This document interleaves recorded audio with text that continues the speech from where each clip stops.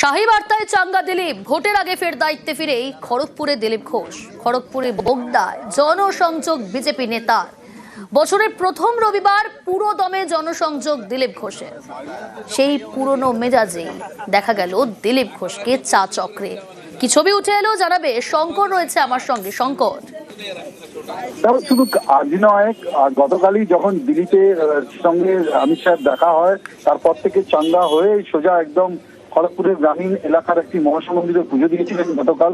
এবং আজকে যেটা দেখা গেছে যে সকাল বুগদাতে চা চক্রতে যোগ দেয়, তারপরে খড়গপুর গ্রামীণ এলাকায় একটি সভাতে যোগ দিয়েছিলেন। সেইখান থেকে এগরায় গেছেন এবং বলা যায় যে একেবারে চাঙ্গা হয়ে ফিরেছেন এবং রাজনৈতিক ময়দানে বলা যায় যে একদম ছাক্কা হাঁকা মাঠে নেমে পড়েছেন দিলীপ ঘোষ। দিলীপ ঘোষকে দেখে যেই সব কর্মী সমর্থকেরা বেশ কয়েকদিন ধরে বলা যায় যে বছর ধরে যারা ঝিমিয়েছিলেন, তারাও কিন্তু চাঙ্গা হয়েছেন, তারাও কিন্তু মাঠে নেমে পড়েছেন। তার কারণ হচ্ছে যে দিলীপ ঘোষ কয়েকদিন আগে যে সাংবাদিক সম্মেলনে বলেছিলেন যে খড়গপুরে তাকে দায়িত্ব দিলে সে ফের খড়গপুরের হয়ে দাঁড়াবে বা খড়গপুর হয়ে কাজ করবে। এরপরেই দেখা গেছে যে খড়গপুরের বিভিন্ন জায়গা তিনি বিভিন্ন অনুষ্ঠানে যোগ দিচ্ছেন এবং বলা যায় যে তৃণমূলের বিরুদ্ধে সরব হচ্ছেন জায়গা জায়গা।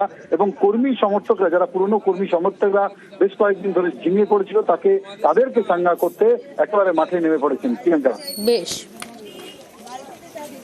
এত মানুষ এসছেন এখানে বিজেপির কথা শুনতে, তো স্বাভাবিকভাবে এটা পরিবর্তনের হাওয়া চলছে সব জায়গায়। নতুন বছরের বার্তা কি দিলেন দলীয় কর্মী? নতুন বছরে নতুন সরকার।